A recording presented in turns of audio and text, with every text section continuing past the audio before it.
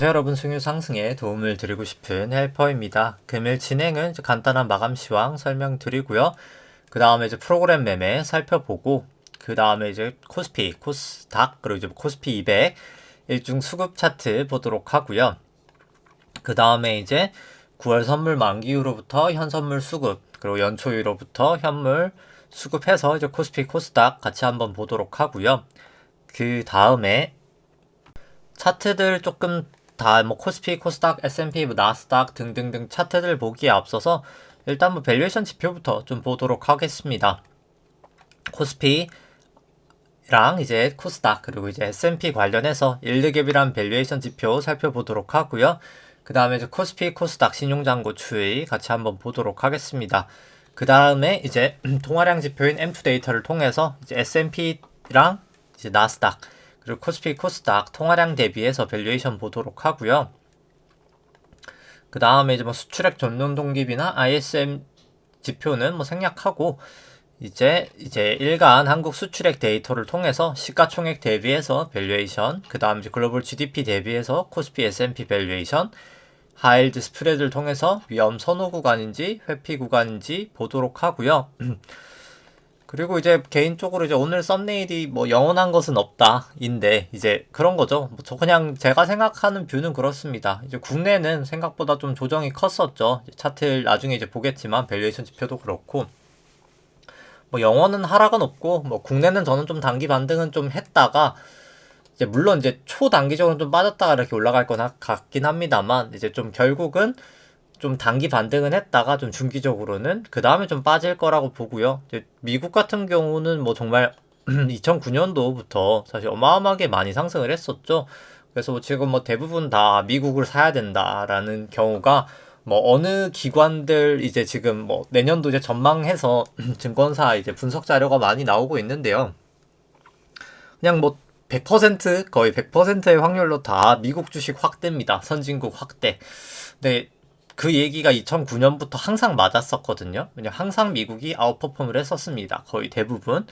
그럼 이제 과연 영원히 미국은 아웃퍼폼을 할 수 있을까? 이제 왜 그럼 미국은? 그럼 이유가 있어야 되는 거잖아요. 왜 미국은 2009년부터 지금까지는 계속 아웃퍼폼을 했을까? 왜 상대적으로 주가가 좋았을까? 그 주가가 좋아진 게 내년에도 유효할 것인가? 면은 내년에도 미국을 이제 저희가 많이 투자해야 되겠죠. 이제 근데 이제 과연 그렇게 될까에 대해서 한번 좀 오늘은 뭐 매번 이제 같은 내용입니다만 좀 다른 지표도 통해서 한번 보도록 하겠습니다. 뭐 오늘 같은 경우에는 좀 미국 이제 BEI가 이제 트렌치별로 나눠지는데 이제 만기별로 나눠지는데 그 부분도 한번 실질금리랑 같이 한번 보도록 하고요.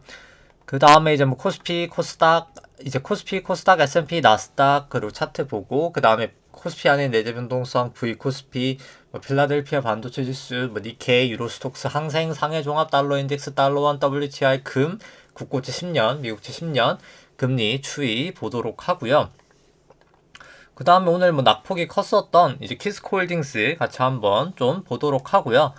그 다음에 이제 현대해상과 이제 우리 금융지주 보유하고 있는 거 이제 키스코홀딩스랑 세 종목 같이 한번 보도록 하고요. 오늘 같은 경우 이제 화요일이기 때문에 화요일 날 보는 종목인 잠시만요. 창이 좀 안 뜨는데 현대차, 셀트리온, GS, NC소프트, 게임스톱 같이 한번 좀 살펴보도록 하겠습니다. 일단 뭐 오늘 같은 경우 증시 뭐 그냥 코스피 거의 크게 움직임은 없었고요. 뭐 좀 빠졌다가 올라갔다가 다시 빠지면서 거의 보합 정도 수준에서 마감이 됐습니다. 뭐 코스닥은 한 0.6% 정도 상승이 있었고요. 이 검은 색깔 선이 이제 코스피 200이고 파랑 색깔이 프로그램 순매도 구간, 빨간색이 순매수 구간인데 뭐 오늘 순매도로 돌아섰다가 매수로 조금 프로그램은 돌아섰지만 증시 방향 자체를 좀 되돌리지는 못했었고요. 프로그램 매매 살펴보면 이제 외국인이 한 2,400억 정도 매수가 있었고 기관이 한 720억 정도 매도가 있었습니다. 이제 현물 같은 경우에는 뭐 요거 같은 경우에는 블록들인 것 같으니까 영향을 제외하고 보면은 이제 외국인이 이제 코스피 2,400억 정도 매수가 있었고요. 이제 기관이 한 1,100억 정도 매도, 개인이 한 1,450억 정도 매도가 있었습니다. 코스피 200 선물 같은 경우에는 이제 외국인이 한 570억 정도 매수가 있었고요. 개인이 거의 한 1000억 정도 매수, 기관이 한 1700억 정도 매도가 있었고요. 뭐 코스닥 같은 경우에는 여기도 좀 약간 블록들이 있는 것 같으니까 이제 외국인이 한 750억 정도 매수를 했고, 이제 기관 240억 매도, 개인이 한 300억 정도 매도가 있었습니다. 뭐 누적 수급 같은 경우에는 코스피 같은 경우 이제 개인이 한 9천억 정도 매수 중이고요. 이제 그 다음에 외국인이 한 1.9조 정도 매도 중입니다. 선물 같은 경우에는 외국인이 한 2.2조 정도 매수 중이고요. 나머지는 다 매도 중입니다. 뭐 따라서 좀 외국인 선물의 영향으로 최근에 그나마 찔끔찔끔이라도 좀 올라가고 있다라고 보시면 될 것 같고요. 다만 연초 이후로부터 누적 수급 같은 경우에는 개인이 여전히 72조 매수를 하고 있어서 수급은 좋아 보이지 않는다라고 생각을 합니다. 그 다음에 이제 뭐 코스닥 같은 경우 오랜만에 살펴보면, 뭐 코스닥 같은 경우 이제 사실 현물 쪽에서 외국인 조금 매수가 들어오면서 한 1.1조 정도 매수를 하면서 조금 방향성을 위로 끌어올렸었고요. 선물 같은 경우에는 외국인이 또 크게는 매도하지 않으면서 1000억 정도 매도를 했기 때문에 약간 외국인이 여기도 좀 끌어올렸다 라고 보실 수 있습니다. 다만 여기도 수급 자체가 개인이 계속해서 12조 정도 연초율로 사고 있어서 뭐 수급 자체는 좋아 보이지 않는다 생각이 들고요. 이제 차트는 조금 이따 살펴보고, 밸류에이션 차트부터 살펴보면 일단 뭐 코스피 파랑 색깔 차트가 이제 코스피고요. 빨간 색깔 차트가 이제 코스피 안에 있는 이제 일드 갭입니다. 이제 주식 안에 있는 기대 수익률을 국고채 10년 금리로 이제 차감을 한 수치고요. 그냥 높을수록 저평가, 낮을수록 고평가입니다. 뭐 최근에 조금 이렇게 올라오고 있는 거는 이제 금리가 좀 빠진 부분에 영향이 있고요. 근데 다만 뭐 과거 대비해서는 여전히 고평가다라는 생각입니다. 좀 긴 시계열로 봤을 때도 뭐 국내는 엄청 심각한 건 아니지만 그래도 좀 밸류에이션 부담은 있다라는 생각이고요. 뭐 코스닥도 마찬가지입니다. 한 2018년 정도 수준 밸류에이션까지는 왔다라는 생각이고요. 그 다음에 이제 코스피랑 S&P 같이 돼 있는 걸 봤을 때는 미국 쪽이 훨씬 더 밸류에이션 부담은 있어 보인다 라고 생각을 하고, 이 원인은 뭐 여러 가지가 있겠지만 이제 미중 패권 전쟁의 영향도 있고요. 이제 패권 전쟁 할 때 1등국이 항상 더 프리미엄을 받기 때문에 이제 양쪽 하나의 영향도 있고, 뭐 그 두 가지 영향이 가장 크다라고 볼 수 있습니다. 근데 다만 두 나라 다 어느 정도 밸류에이션 부담은 있고 미국은 조금 더 심해 보인다 인 상황이고요. 일드갭이 아니라 이제 페드 모형으로 봤을 때, 이제 페드 모형은 금리로 이제 차감한 게 아니라 나눈 숫자인데요. 조금 더 이제 금리에 민감한 모형입니다. 뭐 상당히 낮아져 있는 상황까지 왔기 때문에 뭐 저는 계속해서 조심하시는 게 맞다. 사실 밸류에이션 자체는 두 나라 다 위험해 보인다 라는 생각이고요. 그 다음에 이제 신용잔고 살펴보면은 일단 먼저 이제 코스피랑 코스닥 합산 신용잔고부터 일단 살펴보면은 합산 신용잔고 같은 경우에는 23조 5천억 정도 되면서 뭐 소폭이나마 살짝 감소를 하고 있습니다. 근데 그럼에도 불구하고 여전히 높은 수준에서 빠지고 있기 때문에 좀 부정적이게 보이는 거는 사실이고요. 이렇게 높을 때 빠질 때가 제일 위험하긴 하거든요. 뭐 그렇게 보이고, 신용잔고를 코스피 시총으로 나눈 수치도 높은 상황에서 빠지고 있어서 상당히 위험해 보인다 라고 생각을 합니다. 신용잔고 증감 속도도 이렇게 떨어질 때가 위험할 때인데 떨어지고 있기 때문에 좀 위험해 보이는 게 사실이고요. 뭐 코스닥은 뭐 설명은 따로 생략하도록 하겠습니다. 그 다음에 이제 통화량 대비해서 이제 S&P 밸류에이션은 높을수록 통화량 대비해서 고평가고요. 이건 낮을수록 이제 저평가인데, 닷컴 버블 이후로 지금 사상 최고치 수준이기 때문에 여기도 밸류에이션 부담은 있어 보인다라는 생각이고요. 뭐 나스닥도 뭐 마찬가지입니다. 한국 같은 경우도 이제 2018년도 밸류에이션 정도까지 갔다가 딱 치고 빠지고 있어서 좋아 보이진 않고요. 그 다음에 이제 코스닥도 뭐 마찬가지인 상황입니다. 그 다음에 이제 시가총액 대비해서 이제 일간 수출액 같은 경우 과거 고점들 좀 넘었다가 빠지고 있는데, 빠질 때가 항상 추세를 가지고 쭉쭉 빠지기 때문에 뭐 여전히 좀 위험한 레벨이다 라고는 보여지고요. 그 다음에 이제 글로벌 GDP 대비로 봤을 때도 이제 코스피나 S&P 다 과거 고점들을 이미 넘은 상황이기 때문에 뭐 저는 좀 조심을 하시는 게 필요하지 않나라는 생각입니다. 그 다음에 이제 미국 쪽 하이힐드 스프레드 같은 경우에는 뭐 아직까지는 사실 뭐 장기 이동평균선이 200 이동평균선 넘지 않아서 장기 추세는 아직까지는 위험 선호다라고 볼 수 있을 것 같고요. 뭐 중기 추세인 120 이동평균선도 아직까지는 위험 선호다라고 볼 수 있을 것 같습니다. 근데 다만 50 이동평균선은 이제 슬슬 뭐 거의 근처까지 왔기 때문에 이제 슬슬 좀 조심을 하셔야 될 것 같다라는 생각이고요. 언제든 넘을 수 있는 상황이기 때문에.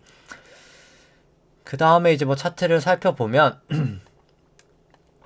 이제 뭐 국내 같은 경우에는 뭐 그냥 긴 시계열로 봤을 때 잠시만요. 네. 긴 시계열로 봤을 때 이제 1998년부터 새로운 파동의 시작이다 라고 생각을 하고요. 이제 여기까지가 1파, 닷컴 버블 때까지가 1파. 이제 그 다음에 이제 닷컴 버블 하락이 2파. 그 다음에 이제 금융위기 전까지 상승이 3파. 그 다음 금융위기 하락부터 지루했던 조정 장세가 이제 4파. 그 다음 17년, 18년 파동이 5파로 1, 2, 3, 4, 5가 큰 1파라고 생각이 됩니다. 그 다음 미중무역 분쟁, 코로나까지 ABC로 떨어지면서 큰 2도 완성이 되고 여기까지 이제 올라갔던 게 큰 3의 1이다. 지금 이제 3파다라는 생각이고요. 지금 내려가고 있는 거는 아마도 3-2파지 않을까라고 생각을 합니다. 뭐 여기서도 똑같이 저점과 저점을 좀 그어봐서 고점에다가 올려놓으면은 채널링이라는 걸 할 수 있는데 뭐 거의 딱 다음 부근에서 떨어져서 아 채널은 유했구나 라는 생각이고요. 그 다음에 이제 잠시만요. 이제 마지막 파동을 보면은 그리고 이게 볼린저 밴드가 이게 50일로 다 일괄로 바뀌어졌더라고요. 제가 아직까지 20일로 다 바꾸진 못했는데 일단 볼린저 밴드가 다 50이다 라고 생각하시면 될 것 같고요. 이 보라 색깔 선 이제 아래 위에 있는 게 이제 볼린저 밴드라고 하고요. 이제 마지막 3-1파는 여기까지가 1파, 여기가 2파, 여기가 3파, 여기가 4파, 여기가 5파라고 해서 1, 2, 3, 4, 5는 저는 끝이 났다라고 보여지고 뭐 2파랑 4파랑 이렇게 그어봤을 때 똑같이 이제 3파 위에다가 딱 올려놓으면 뭐 딱 고점 다였었기 때문에 여기도 채널은 뭐 계속해서 유효했다 라는 생각이고 여기 깨질 때 매도를 할 수 있지 않았을까 생각이 됩니다. 뭐 지금까지는 내려왔던 게 여기가 A고 여기가 이제 B고 여기가 C로 A, B, C로 큰 A가 완성이 됐다 생각이 되고요. O랑 B파의 고점을 그어서 이제 A파의 저점에 올려놓으면은 채널링을 할 수 있는데 여기도 저점이 닿은 것 같아서 채널은 유효했다 라고 생각을 하고 뭐 여기 B파가 이렇게 내려갔다가 올라갔죠. 올라갔기 때문에 뭐 이제 B파 중이다 라고 생각을 하고 여기 또 4파 저점하고 A파 저점을 또 이렇게 그었을 때 하루 정도 이렇게 하회를 했다가 결국 다시 올라갔기 때문에 여기가 이제 B다 라고는 생각을 합니다. 그래서 이제 B가 A, B, C로 이루어지기 때문에 결국은 뭐 여기서 단기적으로 이렇게 뭐 이렇게 가겠지만 이렇게 가서 한 406까지는 가리라 생각을 하고 조금 오래 진행된다 치면 다시 한번 B가 나오고 이렇게 C로 422까지 가지 않을까. 왜냐면 이제 그렇게 확률을 보는 게 이제 엘리어트 계산치상 5파가 499고 A파가 뭐 379라고 했을 때 382 되돌림 했을 때는 406까지 갈 것 같고요. 618 되돌림 했을 때 422여서 이제 그럴 가능성이 있다. 근데 이게 길이의 차이다. A, B, C로 끝이 나느냐? A, B, C가 A고 B고 C로 갔느냐의 차이일 거라고 생각을 합니다. 근데 다만 뭐 어제도 그랬지만 이제 근데 단기적으로는 뭐 좀 조정은 보일 수 있다라고는 생각을 합니다. 여기 1, 2, 3, 4, 5는 거의 쳤다라고는 봐서 좀 단기적인 조정 정도는 있지 않을까. 좀 빠졌다가 가지 않을까 생각을 하고요. 뭐 지금 당장은 일단 전환선 기준선 상회하고 26일 후행 스팬도 호전이 돼서 뭐 당장은 뭐 아주 추세가 나쁘다라고 하기도 애매한 것 같습니다. 지금은 뭐 좀 올라갈 수 있는 상황이다. 이제 한국은 생각보다 많이 빠져서 다 이제 언더웨이트로 많이 나오고 있는데 단기 반등하고 이제 빠지는데 뭐 저는 빠지는 폭 자체도 미국보단 좀 낫지 않을까라는 개인적인 생각입니다. 장기적인 바닥 자체가 우리나라가 미국보다는 훨씬 더 나을 거라는 생각이고요. 왜냐면 그냥 간단하게 우리나라가 올라간 폭 자체가 미국보단 훨씬 작기 때문입니다. 우리나라는 이제 여기 2000년 코로나 저점부터 올라간 거에 대한 되돌림이라면 미국 같은 경우는 뭐 이제 미국은 좀 이따 보겠지만 2009년부터 상승했던 걸 다 되돌려야 되기 때문에 훨씬 더 이제 저는 조정폭은 크리라 생각을 하고 조금 이따 미국 할 때 설명드리도록 하고요. 뭐 코스피 같은 경우 코스피 200이랑 차트가 같기 때문에 뭐 설명은 생략하도록 하겠습니다. 그 다음에 이제 뭐 코스닥 같은 경우 요즘 외국인 수급 때문에 좀 올라가고 있지만 뭐 코스닥이 생각보다 나스닥하고 되게 유사하게 흘러가거든요. 이제 그래서 뭐 저는 좀 나스닥을 부정적으로 보고 있기 때문에 코스닥도 사실 좋게 보고 있진 않고요. 뭐 저는 좀 사실 그렇게 좋아 보이진 않는다라는 생각인데, 근데 다만 추세 자체는 뭐 계속 말씀드릴 추세 자체가 좋은 건 또 사실이거든요. 그래서 뭐 추세 매매로 한다면 뭐 크게 문제는 없다라고는 생각이 들지만, 뭐 저는 뭐 굳이 뭐 좀 리스크를 감수할 필요가 있나라는 뭐 개인적인 생각이긴 합니다.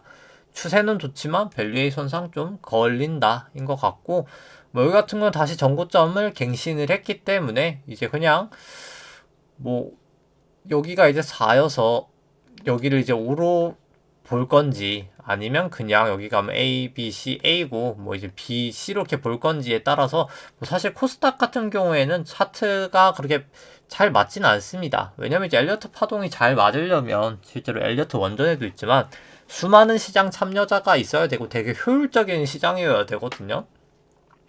근데 사실 코스닥은 테마성이 워낙 좀 짙은 시장이라 시장이 그렇게 효율성이 높다라고 말하기는 좀 어렵습니다. 왜냐면 좀 워낙 개인 비중도 크기도 하고요. 뭐 그렇다 보니까 뭐 좀 개인적으로 파동이 가장 안 맞는 시장이 저는 코스닥이 아닌가. 그냥 제가 보고 있는 기준으로 했을 때 사실 파동을 그렇게 잘 매기진 않긴 하는데 뭐 저는 사실 여기가 ABC든 여기가 ABC든 이제 ABC로 좀 보고 있기는 한데 뭐 일단 여기 ABC는 여기가 고점을 넘었기 때문에 좀 어렵게 됐다. 근데 그럼에도 불구하고 뭐 굳이 그렇게 저는 들어가고 싶은 사실 레벨은 아니다. 라고 생각을 합니다. 일단 가장 유사하게 흘러간 나스닥을 좀 부정적으로 보는 게 뭐 가장 큰 이유고 다라고 생각을 하고요. 그 다음에 이제 미국 쪽 같은 경우는 이제 2009년도 이제 금융위기 저점부터 해서 여기까지 1파, 여기가 2파, 여기가 3회 3회 3회 3, 3회 4, 3회로 3파 나오고 여기가 딱 삼각형으로 4파 나오고 지금이 이제 5파 고점을 저는 치지 않았나 라고 생각을 하고요. 이 되돌림 자체가 665에서 뭐 4700까지 올라간 거를 되돌리지 않을까, 생각보다 좀 큰 조정이 오지 않을까 라고는 생각을 하고 있습니다. 그 다음에 제가 이 마지막 5파를 좀 살펴보면은 코로나 이제 저점 이후로부터 여기까지가 1파, 여기가 2파, 여기가 3파, 여기가 4파가 나오고 나서 마지막 이제 5파가 될 텐데 이 5파의 움직임에 대해서 5파에 대해서 여기까지가 1파, 여기가 2파, 여기가 3파, 여기가 4파라고 보여지고요. 근데 이게 또 로그를 풀어야 또 좀 더 정확하게 되기 때문에 단기 추세는 로그를 좀 풀고 보면은 여기 이제 2파랑 여기 이제 4파 저점을 그어서 여기도 이제 3파 고점에다 올려놓으면 5파가 어디까지 갈지 이제 좀 채널링이라는 걸 할 수 있는데 딱 공교롭게도 여기 딱 다 있는 상황에서 조정을 보였기 때문에 뭐 전 여기가 이제 5파의 고점일 확률이 가장 높지 않을까. 뭐 설사 오른다 해도 여기 채널 정도 살짝 넘었다가 다시 빠지지 않을까. 여기가 그냥 고점이었거나 이 정도거나 뭐 둘 중 하나의 상황을 보고 있고요. MACD나 RSI 봐서 뭐 좀 내려갈 확률이 높다라고 봅니다. 볼린저 밴드 같은 경우도 50일 볼린저 넘었다가 하회를 하고 있어서 뭐 개인적으로 저는 좀 빠질 가능성이 높다라고 생각을 하고 볼린저 밴드 뭐 200으로 보더라도 200을 볼린저 밴드를 넘었다가 안으로 들어왔기 때문에 빠질 가능성이 좀 높아 보인다. MACD나 RSI로 봐도 그렇고요.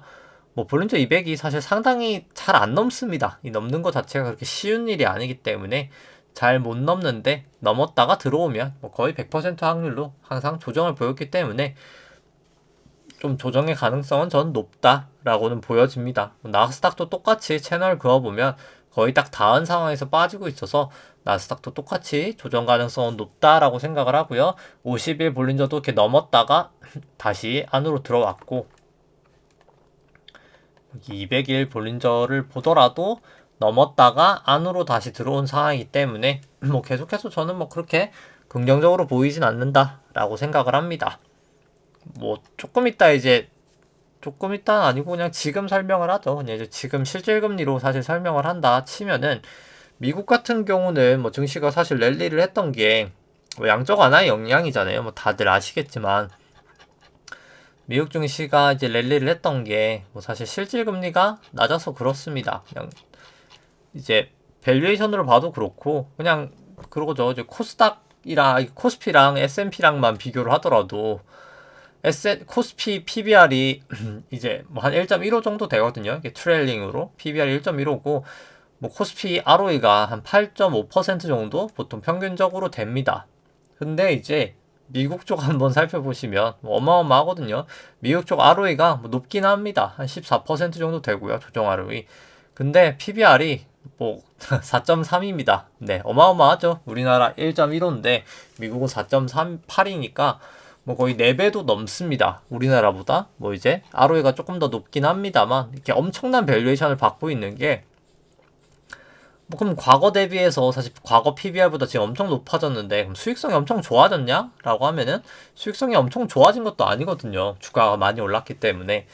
그래서 그런 상황도 아니고 그런 상황도 아니고 왜 주가가 올랐냐라고 이제 하신다면 결국 이제 매번 이제 뭐 같은 얘기지만 이제 실질금리가 낮아서 그렇습니다. 이제 양적 완화를 많이 하다 보니까 연방준비은행이 이제 채권 매입을 많이 해주다 보니까 총자산이 채권 매입을 해주는 거죠. 채권 매입을 해주면 이 지급준비금이라고 은행에 있는 현금이 증가를 하게 됩니다. 이제 은행에 있는 현금이 증가를 하게 되는데 현금이 이제 증가를 하게 되다 보니까 금융시장에 이제 돈이 많아지는 거죠. 그러다 보니까 이제 돈의 가치가 떨어지면서 실질금리가 이제 떨어지게 됩니다. 실질금리는 이제 실질금리는 이제 명목금리에서 기대 인플레이션을 빼면 되는데요. 이제 원래 식 같은 경우에 이제 명목금리가 그냥 저희가 생각하는 일반적인 그냥 저희가 부르는 금리들이 다 명목금리라고 보면 되고요. 이제 명목금리가 이제 실질금리에서 이제 BI 이제 기대 인플레이션, 이제 브레이크 이븐 인플레이션을 이제 더하면 되는 겁니다. 근데 여기서 이제 BI를 반대로 이제 마이너스로 빼서 실질금리가 명목에서 기대 인플을 빼는 건데 결국 돈을 많이 푸니까 기대 인플레이션은 이렇게 높아지는데 기대 인플레이션 높아지는 거죠. 돈이 많이 풀리니까 앞으로 이제 물건 가격이 더 올라갈 거야 라는 기대 인플레이션은 올라가는데 양적 완화라는 게 채권 매입을 하는 거잖아요. 채권 매입을 강제로 하다 보니까 당연히 명목 금리는 또 떨어지게 되는 겁니다. 채권 금리는 떨어지게 되고요. 그러니까 당연히 이제 앞에는 떨어지고 뒤에 빼주는 건 높아지니까 실질금리 당연히 떨어질 수밖에 없었고요.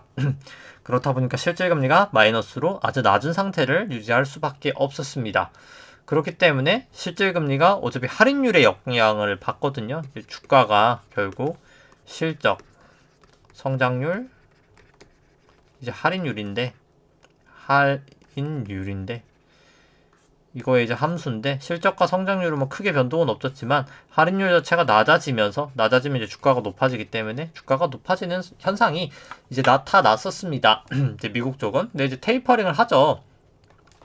테이퍼링을 이제 11월 중반부터 이제 하는데 그렇기 때문에 이제 향후에는 이렇게 실질금리가 낮게 유지가 되기는 어렵다라고 생각을 하고 뭐 여러 가지 이제 뒷받침이 되는 게 테이퍼링을 이제 왜 할까? 가 중요한 거잖아요. 테이퍼링 왜 할까? 계속 돈 풀면 되는데 왜 테이퍼링을 왜 할까라고 하면은 지금까지는 이제 이 지급준비금이라는 계정이 은행에 이제 통장에 그냥 돈이 쌓였기 때문에 인플레이션이 이제 발생을 하지 않았던 겁니다. 그러니까 쉽게 말해서 전 국민한테 재난지원금을 1인당 10억씩 줬는데 그게 다 은행에 잠겨 있었기 때문에 실제로 물가 자체가 올라가지 않았던 거예요. 근데 중요한 것은 이 통장에 있던 돈들이 점점 사람들이 쓰기 시작했다는 겁니다. 서서히 지급준비금이 좀 빠지는 걸 보실 수가 있죠. 근데 왜 이제 그거를 그럼 이제 어떻게 될 경우에 지급준비금은 빠지냐라고 하면은 그냥 은행에 있는 돈, 이제 예금 자체를 써버려도 되는 경우가 있지만 실제로 이제 그것보다도 이 대출금 자체가 빨간색이 대출인데요. 대출이 올라가면 이제 예대율이 높아지면서 지급준비금이 좀 감소를 하는 그런 경우가 있습니다. 근데 이제 미국 대출 증가율 보시면은 대출이 훅 떨어졌다가 지금 이제 증가하는 추세로 가면서 양의 값을 보이고 있거든요. 이런 상황이기 때문에 대출이 늘면서 이제 결국 지급준비금이 떨어지는 상황이 되었기 때문에 미국이 테이퍼링을 할 수밖에 없었고, 이런 상황이 계속 지속이 되게 되면 이제 결국 금리 인상도 생각보다 가파를 수 있다. 그럼 이제 그러려면 언제 대출이 침체가 될까라고 하면은 경기가 그냥 박살이 먼저 나면 됩니다. 경기 침체가 먼저 오면은 이제 대출 증가율도 올라가지 않을 거고요. 그러면 이제 당연히 뭐 그냥 지급준비금도 줄지 않게 될 겁니다. 이제 그럼 이제 약간 스태그플레이션이 그냥 먼저 오는 거죠. 물가는 높아지는데, 이제 물가 자체는 또 지중금이 이제 떨어지면서 생기는 물가 발생은 또 안 하겠죠. 그래서 상대적으로 물가의 레벨 자체는 조금 그러면 낮아지긴 할 겁니다. 실제로 좀 많이 나아지겠죠. 근데 제가 보는 사실 상황은 경기가 지금 좋죠. 경기가 좋습니다. 생각보다 나쁘진 않은 경기죠. 좋은 경기입니다. 우리나라 같은 경우도 뭐 3%, 뭐 4% 이렇게 막 보니까요. 높은 성장률을 보고 있기 때문에 이 대출 성장률은 계속 높아질 수밖에 없다고 봅니다. 그럼 이제 지급준비금이 떨어지면서 돈이 풀리고 이 할인율 자체가 떨어지리라 생각을 합니다. 실질금리가 높아지면서 할인율 자체가 높아지기 때문에 밸류에이션 자체가 낮아질 거라는 생각이고요. 미국 쪽 같은 경우에는 특히나 단기 BEI가 지금 엄청 급등하고 있거든요. 이게 만기별인데 주황 색깔이 이제 2년이고 초록 색깔이 BEI 5년이고 기대 인플레이션, 이제 뭐 이건 무슨 색깔이라고 해야 될까요? 약간 뭐 아무튼 이 파랑색 같은 뭐 중간 파랑색이 10년이고 진한 파랑색이 30년인데 만기별로 이렇게 그려놨는데, 만기가 짧을수록 당연히 기대 인플레이션이 지금 높은 상황입니다. 그렇다 보니까 이제 실질 금리 자체도 이제 2년 금간이 상당히 많이 내려왔다라고 생각이 아니라 내려왔는데, 뭐 계속해서 사실 이럴 수는 없는 상황인 겁니다. 왜냐면 이게 어떤 거라고 해야 될까요? 이제 쉽게 말해서, 그러니까 기대 인플레이션이 이 정도 높아지면 뭐 사실 연준이 금리 인상을 하면서 이 기대 인플레이션 어느 정도 좀 잡아줘야 되거든요. 근데 잡아주지 않는 게, 생각을 해보면 인플레이션을 연준은 그렇게 싫어하지 않는 거예요. 이제 우리나라를 한번 보시면은 딱 예시를 알 수가 있는데, 빚이 많은 사람들이 가장 좋아하는 게 뭘까라고 생각을 해보면, 빚 있는 사람이, 그러니까 예를 들어서 그렇게 생각을 해보죠. 제가 월급이 뭐 그냥 한 대한민국 평균인 한 3천에서 4천만 원 정도를 이제 월급이 연봉이죠. 연봉이 한 3, 4천 정도 받는다고 한번 생각을 해 보겠습니다. 근데 제가 뭐 우연치 않게 기회가 생겨가지고 뭐 이제 일반적이진 않겠지만 한 100억 정도 제가 대출을 받을 수 있는 기회가 생겨서 100억의 대출을 받아서 뭐 제가 뭐 어딘가에 투자를 했습니다. 그럼 저는 이 빚이 사라지면 좋겠죠. 근데 저희가 입장에서 제가 그냥 우연치 않게, 뭐 당연히 다 있을 수 없는 일이지만 통화정책과 재정정책을 둘 다 할 수 있는 권한을 갑자기 받게 됐습니다. 여기서 이제 이제 누군가 명령을 하는 거예요. 너가 한번 여기서 너의 빚을 이제 손대지 않고, 너가 인위적인 방법을 쓰지 않고 그냥 통화정책과 재정정책만으로 너의 빚을 가장 손쉽게 없애봐 라고 할 때, 가장 손쉽게 없애는 방법은 딱 이제 재정정책과 이제 통화정책을 이제 같이 쓰면 됩니다. 이제 왜냐면 왜 같이 쓰면 되는지 설명을 드리면은, 이제 뭐 과거에 이제 같이 썼던 게 뭐 상당히 여러 번 있긴 한데, 뭐 데이터상으로는 이제 과거 이제 인플레이션 시기 이때가 있는데요. 뭐 이때 설명을 보면서 생각을 하면 되겠죠. 이때가 뭐 상당히 고물가 시절이었고, 지금 이제 인플레이션이 많이 발생하면서 70년대를 많이 생각을 하는 사람들이 상당히 많습니다. 그럼 이때는 무슨 일이 일단 있었을까라고 생각을 해보면, 왜 70년도랑 지금 비슷하다라고 할까라고 하면은, 이제 아까 질문 드렸던 답이 그건데요. 이제 내가 가지고 있는 빚을 가장 손쉽게 없애는 것은 이제 통화정책과 이제 완화적인 통화정책과 이제 확장적인 재정정책을 하는 겁니다. 쉽게 말해서 돈 찍어서 재정정책, 뭐 국민들한테 뿌리거나 아니면 그냥 돈 찍어내서 막 건물 짓거나 뭐 인프라 짓거나 하는 게 가장 확실합니다. 이제 그러면 금리는 올라가죠. 물가는 올라가니까 금리는 올라가서, 이제 그러면 가장 많이 하는 반박이 그게 있습니다. 그러면 정부의 이자 부담이 커지지 않나요? 아니면 뭐 제가 이제 대출을 받았으니까 제 대출의 이자 부담이 커지지 않나요? 라고 합니다. 근데 중요한 것은 올해 한번 생각해 보시면 한 3년간, 지난 3년간 우리나라의 정부 부채가 정말 어마어마하게 증가했거든요. 국채 발행량이 엄청 증가했기 때문에. 근데 지금 올해 우리나라 세수가 지금 초과 세수가 거치고 있습니다. 세금이 더 많이 거치고 있죠. 그럼 왜 그런 현상이 발생을 하는가 생각을 해보시면 부동산 가격이 엄청나게 올랐죠. 부동산 가격이 올랐기 때문에 부동산 관련된 세금이 올랐고요. 증권거래세, 주식시장이 엄청 화랑이었었기 때문에 또 지난 몇 년간 이제 증권거래세도 많이 거쳤고 향후에는 이제 양도소득세, 주식 관련해서 양도소득세까지도 거칠 겁니다. 그러면은 이제 그 이자율 몇 퍼센트 올라가는 것보다 이 세금 올라가는 게 훨씬 더 컸거든요. 근데 중요한 것은 또 인플레이션이 발생을 하면 이 원금을 깎아주는 효과가 있습니다. 당연히 인플레이션 발생하면 이제 원금을 깎아주는 효과가 있죠. 그렇기 때문에 실제로 정부 부채가 항상 많을 때 정부가 하는 것은 항상 완화적인 통화 정책과 확장적인 재정 정책을 했습니다. 이 당시에도 이제 베트남 전쟁하고 여러 가지 미국이 재정 부담이 항상 되게 상당히 많던 시절에 이제 완화적인 통화 정책과 확장적인 재정 정책을 통해서 이 인플레이션을 발생을 시키면서 재정 적자를 확 감소를 시켜버렸었고요. 과거에 조금 더 있었던 거는 대영제국 자체가 인플레이션을 발생시켜서 이제 그때 무역 투자를 엄청나게 많이 했던 부채를 다 삭감을 시켰던 경우가 있습니다. 실제로 이제 대부분의 뭐 왕조 시대나 최근에 있었던 시대에 정부가 빚이 있을 때마다 해내왔던 이제 어떻게 보면 악습이죠. 왜냐하면 인플레이션이 증가를 해서 정부 부채가 사라진다는 것 자체는 어떻게 보면은 이제 순진무구하고 이제 그런 뭐라고 해야 될까요? 이제 그런 시민들이 대신해서 정부 부채를 갚았다라고 생각을 하실 수 있는 겁니다. 그러니까 쉽게 말해서 올바른 자산을 투자하지 않았던 사람들은 강제적인 자기도 모르는 인플레이션 세를 냈다라고 생각을 하시면 될 것 같고요.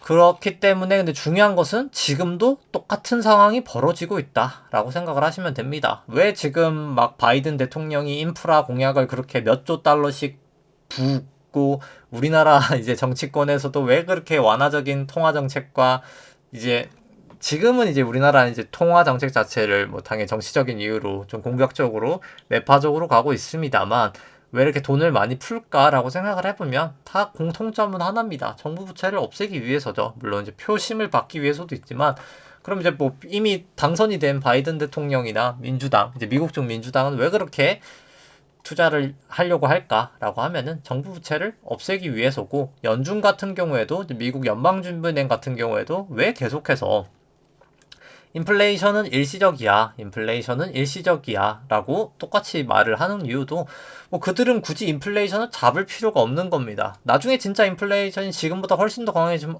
미안 그냥 이제 기준금리 올릴게 하면은 어차피 그때는 정부 부채가 다 사라질 거기 때문에 미안 하면은 피해는 이제 그거를 연준을 어떻게 보면 연준의 말을 믿었던 거죠. 연준의 말을 믿은 사람이 될 거고요.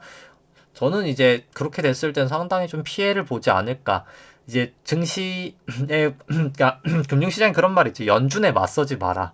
연준에 맞서지 마라는 말은 연준의 행동에 맞서지 말라는 거지. 연준에 어떻게 보면 그냥 이제 립 서비스에 맞서지 말라는 게 아니거든요. 근데 지금은 연준은 행동은 테이퍼링을 하고 있죠. 이미 매파적인 케이스로 전 돌아가고 있다라고 봅니다.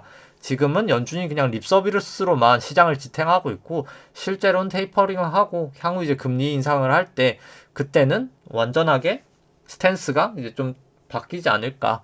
그런 상황이 났을 때 과연 나는 어떻게 할 것인가, 이제 어떻게 대응을 할 것인가, 이제 뭐 그런 상황이 되지 않을까 생각을 하고요. 우리나라 쪽 같은 경우는 예대율이 계속 높다 보니까 실물 경제로 돈이 바로바로 흘러가면서 우리나라 같은 경우는 실질금리가 계속해서 사실 높아지고 있었거든요. 우리나라 같은 경우 이미 0.5 정도 저점 치고 나서 오히려 1.1까지 올랐다가 지금 조정을 좀 보이고 있는 상황이어서 어떻게 보면 증시가 조금 더 힘을 찾았던 게 이 실질금리가 좀 내려와서입니다. 사실 11월부터 이제 그 부분이 조금 있는데 근데 중요한 건 결국은 올라갈 수밖에 없거든요. 우리나라 실질금리도 아직 우리나라에서 매는 먼저 맞아서 저는 우리나라가 좀 상대적으로 미국보다는 훨씬 더 낫다라는 생각이고요. 근데 다만 아직까지 조금 더 맞을 매는 있다 뭐라고 뭐 그렇게 생각을 합니다.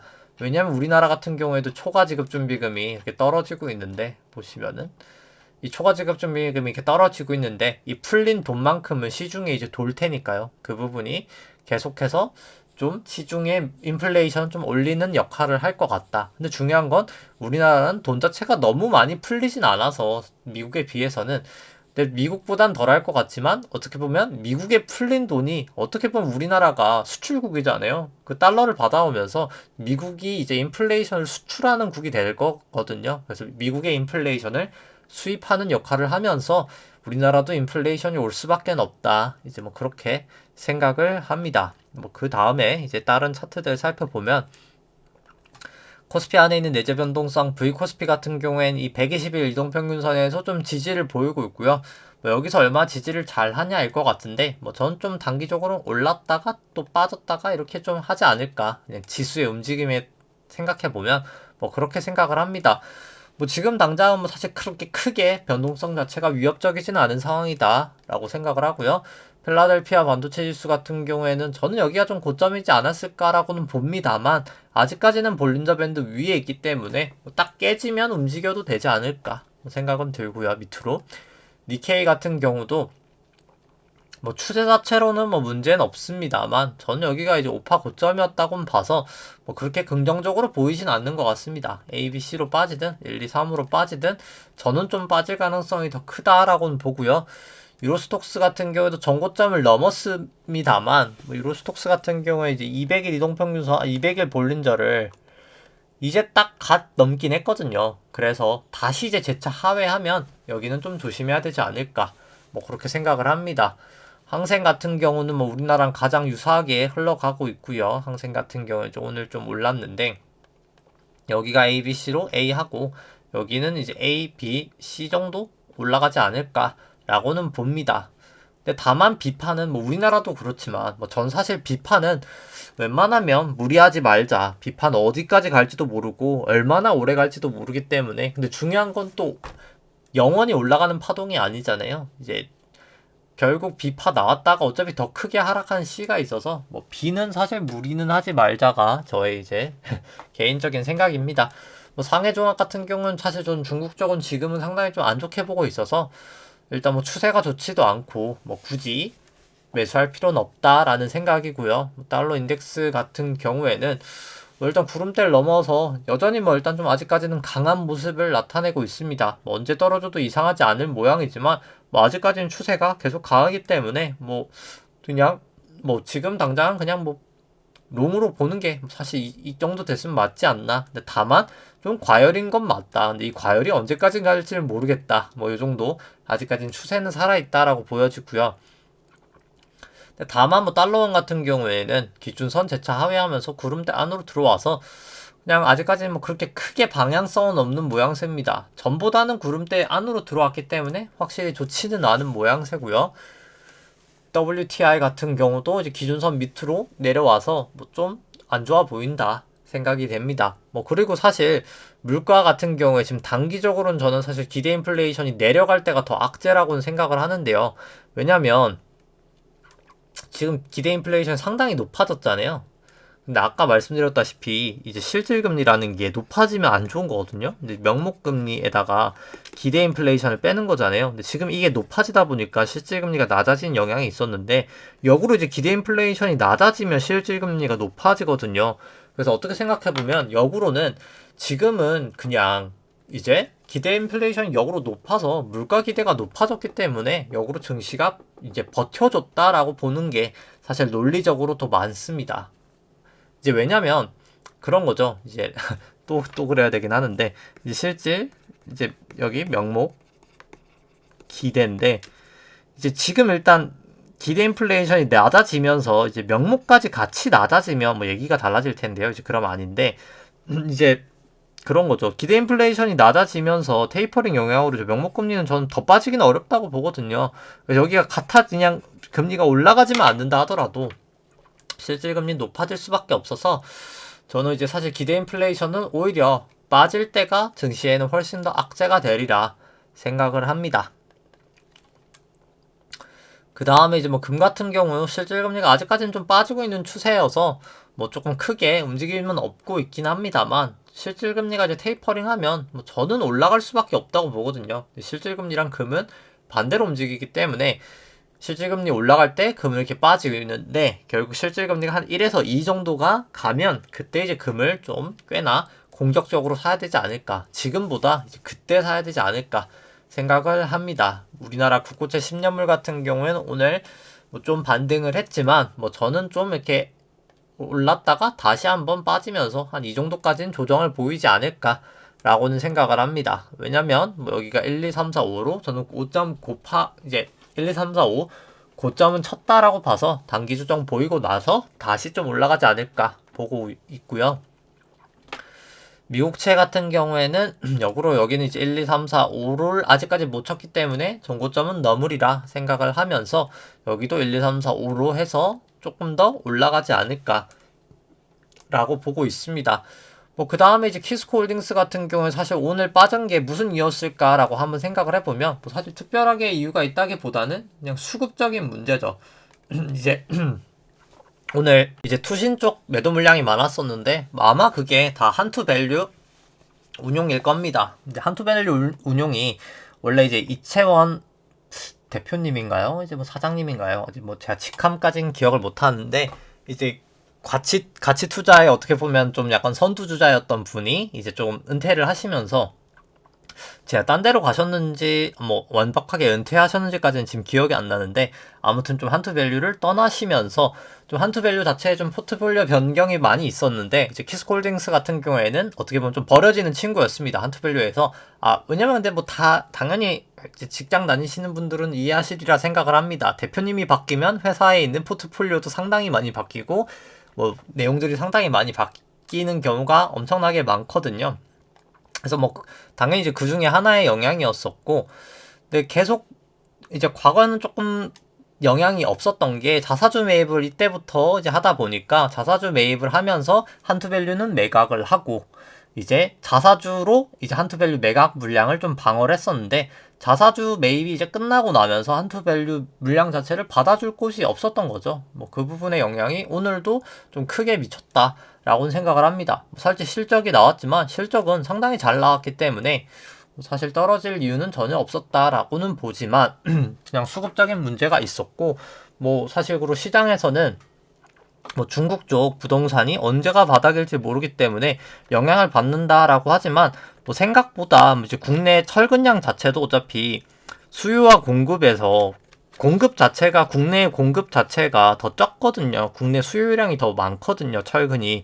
그래서 어차피 수입은 어차피 해와야 되는 상황에서 철근 단가가 이제 단가에 비해서 사실 철근이 무겁잖아요. 그래서 생각보다 이게 수입해오는 가격이 엄청 싸진 않거든요. 뭐 그래서 뭐 사실 수입 물량이, 그러니까 가격에 영향이 아예 없다라고 하면 당연히 그건 거짓말이겠지만, 뭐 그게 이제 그렇게 절대적인 수준까지 영향을 미치진 않는다라고는 생각을 합니다.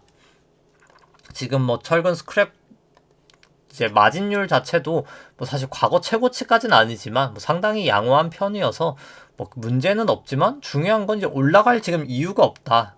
이제 그게 가장 문제인데, 결국 여기 이제 주주 환원 정책이 가장 필요하겠죠. 이제 12월 24일 이후로부터 이제 자사주 소각이 가능한데요. 이제 자사주 매입했던 거 이제 6개월 이후부터 되니까 뭐 이제 그거를 가장 좀 제때를 해주는 게 뭐 가장 큰 모멘텀이 되지 않을까 생각을 합니다.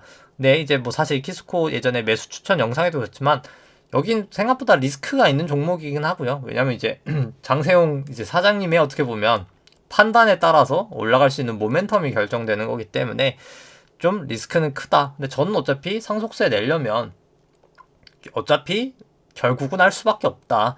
자사주 매입까지는 제가 예상했던 대로 됐고 이제 중요한 거는 자사주 소각만 남았다. 소각하고 이제 무상증자 하는데, 어차피 돈 빌렸거든요. 빌리셨거든요. 이제 증권사에서 주식담보대출로 이제 몇백억을 빌렸는데 어차피 갚아야 되거든요. 이자는 계속 내야 되는 상황에서 어차피 시간의 문제지 하긴 할 것 같다. 근데 이제 당연히 그게 오늘일지 내일일지는 모른다. 조금 시간은 걸릴 수 있겠지만 결국에는 할 것 같다 인 상황이고요.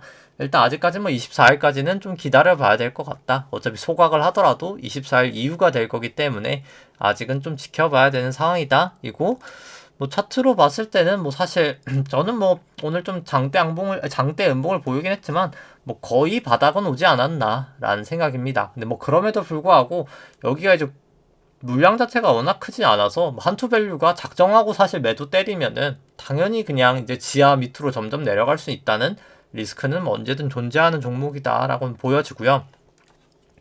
현재 주가는 한 16,400원 정도 되고 뭐 나머지 실적 전망치 이 정도 나온다라고 했을 때 뭐 저는 그래도 71,000원까지도 갈 수 있는 밸류에이션은 된다라고 보여집니다. 뭐 가지고 있는 순현금만 4,800억이라 뭐 3,000억 이제 시총에 비해서도 뭐 현금만큼도 안 되는 사실 밸류에이션이긴 하고요. 그 다음에 이제 현대해상 같은 경우 뭐 좀 반등을 하고 있고요. 뭐 MAC도 좀 긍정적이게 됐고 RSI도 좀 괜찮아져서 네, 여기가 이제 뭐 바닥이었을지 아니었을지는 뭐 사실 지금 당장은 좀 확인하기는 어렵고요. 근데 다만 그냥 밸류에이션을 봤을 때 뭐 충분히 매수하기에는 좀 편안한 사실 레벨이다 라고는 생각을 합니다. 뭐 추세 자체는 아직까지 그렇게 좋아 보이진 않고요. 26일도 역전이 되어 있고 기준선이나 구름대 위치여서 뭐 추세 자체는 뭐 아직까지는 갈 길을 많아 보이지만 근데 여기도 장기 추세 뭐 구주봉으로 봤을 때 MACD 매수 나오고 뭐 전환선도 이제 상회했기 때문에 뭐 중기적으로는 저는 사실 좀 더 가리라 생각은 합니다. 그리고 이제 뭐 밸류에이션을 보더라도 현대해상 같은 경우에는 기대 수익률도 뭐 상당히 높은 수준에 있기 때문에 뭐 지금 21.6 정도 되니까요. 높을 때 이제 저평가고 낮을 때 고평가인데 상당히 밸류에이션은 이제 메리트가 좀 있는 구간이다 라고 생각을 하고요. 우리금융지주 같은 경우도 뭐 사실 조정을 보일 수도 있겠다라고 했는데 뭐 생각보다 사실 수급이 여긴 너무 좋아서 외국인 수급이 좋다 보니까 뭐 계속해서 잘 가고 있습니다. 그냥 이왕 이렇게 되는 거 더 갈 수도 있는데 볼린저 밴드 사실 모여 있어서 위든 미치든 좀 튈 것 같다인 상황이고요. 아 그리고 이제 뭐 사실 미국 쪽도 뭐 나스닥 같은 경우도 저는 좀 오늘 변동성이 크지 않을까 생각을 합니다. 이 볼린저 50으로 돼 있어서 그렇지 20으로 봤을 땐 볼린저 상당히 좀 모여 있거든요. 오늘 좀 위든 미치든 튈 것 같고 저는 밑으로 튈 가능성이 좀 크지 않나 라는 생각이고요. 그 다음에 이제 우리금융지주 같은 경우도 뭐 아무튼 위든 미치든 좀 튈 것 같고 우리금융지주 같은 경우는 밸류에이션도 사실 뭐 좀 많이 내려오긴 했습니다만 여전히 17.4면은 뭐 상당히 싼 거거든요. 보통 대형 금융지주가 15%밖에 안 되기 때문에 뭐 저는 상당히 저렴한 구간이다 라고 생각을 합니다. 그 다음에 오늘 화요일날 현대차, 셀트리온, GS, NC소프트, 이제 게임스톱 살펴보면은 현대차 같은 경우에는 이제 현재 주가 20만원 정도 되고요. 나머지 실적 전망치 이 정도 나온다 라고 감안을 했을 때 뭐 저는 밸류에이션 부담은 좀 있어 보입니다. 뭐 림으로 했을 땐 적정하다 나오지만 FCF로 봤을 때는 밸류에이션 부담이 좀 있어 보인다 라고 생각을 하고요. 상대가치평가로 봤을 때도 최근에 이제 워낙 주가가 급등했다 보니까 과거 대비해서는 밸류에이션 부담은 좀 있어 보인다 라는 생각입니다. 그 다음에 차트를 봤을 때 뭐 이제 뭐 국내 이제 현대차 같은 경우에는 뭐 아무래도 여기 5파 5점 치고 A파 치고 B파 정도 반등은 좀 있을 거라고는 중기적으로 봅니다만 그 다음에 C로 더 빠지지 않을까 좀 중기적으로 생각을 하고요. 그 다음에 이제 셀트리온 같은 경우에는 현재 주가 3만원 정도 되고 뭐 나머지 실적 전망치 이 정도 나온다라고 했을 때 뭐 저는 림으로 보나 FCF로 보나 밸류에이션 부담은 있어 보인다 라고 생각을 합니다. 상대가치평가로 봤을 때는 다만 뭐 최근 기준으로는 그냥 원래 항상 고평가인 종목이었어서 과거 대비에는 좀 싸 보인다. 최근 기준으로는 과거 대비로는 좀 싸 보인다 인 것 같고요. 뭐 차트 상으로도 뭐 일단 좀 반등은 보이는데 뭐 저는 이 반등이 그냥 여기 5파에서 A파 치고 뭐 B파 정도 반등이지 않을까 라고는 보여집니다. 그 다음에 이제 GS 같은 경우에는 현재 주가 42,000원 정도 되고요. 나머지 이제 실적 전망치 이 정도 나온다라고 했을 때 여긴 뭐 림으로 보나 FCF로 보나 뭐 충분히 상승 가능성은 있다. 거의 한 10만원까지는 갈 수 있는 내재 가치는 있다라는 생각이고요. 그 다음에 이제 GS 차트 상대가치평가 먼저 살펴보면 GS 같은 경우 상대가치평가로 봐도 뭐 상당히 저평가다라는 생각입니다. 밸류에이션 자체는 상당히 싼 구간이다 라고 보여지고요. 다만 일단 뭐 아직까지 차트가 뭐 구름대 밑에 있어서 그냥 이왕 매수하신다고 치면은 여기 기준선이나 여기 200일 이동평균선이나 여기 선행 스팬 안으로 좀 들어오고 차라리 매수를 하시는 게, 아니면 이왕이면 그냥 여기 구름대까지 좀 뚫고 나서 매수를 하는 게 더 낫지 않을까라고는 생각을 합니다. 그 다음에 뭐 요즘에 뭐 이제 좀 말도 많고 탈도 많았던 이제 NC소프트 같은 경우에는 현재 주가 한 70만원 정도 되고요. 나머지 실적 전망치 이 정도 된다라고 감안했을 때 저는 뭐 그냥 지금이 거의 적정하다라고는 봅니다. 좀 살짝 고평가 돼 있다라는 생각이고요. 상대가치평가로 봤을 때 뭐 최근에 나름 그래도 급등을 했었죠. 이제 좀 다시 조정을 보이긴 했지만 뭐 그래서 엄청 비싸지도 뭐 엄청 싸지도 않은 그냥 애매한 밸류에이션이다 라고 생각을 합니다. 리니지 W는 지금 생각보다 되게 좀 매출이 잘 나오고 있어서 뭐 그래도 이제 사실 뭐 좀 괜찮은 상황이다 라는 생각이긴 하고요. 근데 그쵸, 이제 뭐 사실 근데 이제 워낙 사실 단일 IP 의존도가 좀 높아가지고 저는 막 선뜻 손이 가지는 않더라고요. 워낙 리니지라는 그 IP 자체의 의존도가 워낙 높은 회사다 보니까 좀 그 부분은 있는데, 일단 W가 지금 워낙 또 잘 되고 있긴 합니다. 그래서 뭐 좀 단기적으로 봐서는 뭐 좀 나쁘진 않지 않을까 생각이고요. 여긴 뭐 이제 한 개인분이 뭐 레버리지 이용해서 투자를 하고 또 하필 뭐 그날이 이제 선물 옵션 만기 날이고 뭐 해가지고 좀 뭐 말도 많고 탈도 많고 한 30% 올랐었죠. 그날 이제 빼빼로 데이 있는 날이죠. 11월 11일 날 이제 좀 그랬던 상황이 있었습니다. 뭐 사실 NFT에 올라온 거죠. 근데 사실 NFT가 꼭 장점만 있는 것도 아니고 단점만 있는 것도 아니긴 하거든요. 뭐 시간 관계상 얘기 드리긴 애매하긴 한데 저는 장기적으로는 되게 장점이라고 보는데, 이제 게임 회사가 장기적으로는 약간 거래소 같은 형식이 되면서 이제 좀 수수료 수입을 좀 얻을 수 있는데, 단기적으로만 봤을 때는 국내 리니지가 사실 과금이 되게 영향이 크잖아요. 근데 이제 거래가 되는 순간 완벽하게 굳이 사람들이 과금을 크게 할 필요가 없잖아요. 이제 모바일 게임 같은 경우든 뭐 PC 게임이든. 그래서 뭐 그 부분이 좀 영향을 받지 않을까. 근데 물론 이제 거래가 되지 않는 그런 아이템에 대해서나 아니면 그런 시스템에 대해서는 무조건 과금을 할 수밖에 없으면 모르겠지만, 어찌 됐든 뭐가 됐든 이제 과금을 과거보다는 좀 영향력이 좀 떨어질 수 있다라는 단점은 좀 게임 업계는 이제 NFT도 좀 가지고는 있다. 그 부분은 좀 뭐 고려할 필요는 있다. 다만 긴 시계열로는 충분히 좀 저는 긍정적이라고 봅니다. NFT가 이제 게임 시장 자체로는 뭐 그렇게는 보고요. 근데 뭐 장단점은 있다. 사실 다 장점만 있을 수는 없는 거죠. 단점도 있다라는 점은 뭐 좀 생각해 주시면 될 것 같고요. 뭐 게임스톱 같은 경우에는 뭐 지금 저한선 기준선 하회하고, 근데 구름대는 또 위에 있어서 뭐 여긴 약간 좀 이렇게 사파 모양이어서 사실 차트만 봤을 때는 위로 한번 솟구쳐도 뭐 이상하진 않은 모양새긴 합니다. 근데 워낙 좀 펀더멘탈적인 측면에서 좀 열이하기 때문에 뭐 저는 뭐 사실 그냥 매도를 하시는 게, 뭐 저는 뭐 굳이 그냥 약간 이런 거는 그냥 도박이라고는 생각을 하거든요. 그러니까 마치 그런 거죠. 도박을 해서 계속 돈을 버는 분도 있어서 제가 도박 자체를 나쁘다고 생각은 하지 않습니다. 이제 물론 이제 그걸로 가정이 막 파탄할 정도로 하시는 건 잘못된 거겠지만, 본인이 도박에 소질이 있어서 정말 도박으로 뭐 카지노를 가셔서 계속 잘 딴다라고 하면 전 도박이 나쁘다고는 생각하지 않거든요. 근데 중요한 것은 그러지 못하는 경우가 더 많다는 거죠. 그래서 불확실성이 있는 게임을 굳이 할 필요는 없지 않을까. 이길 수 있을 때만 싸우는 게 저는 조금 더 맞지 않을까라고 생각을 하면서, 그냥 밸류에이션도 좋고 뭐 차트도 좋을 때 사실 사면 제일 좋지 않을까라고 생각을 하면서, 네, 오늘 방송은 여기까지 하도록 하겠습니다. 네, 좋아요와 구독 누르시면 감사하겠습니다. 이상입니다.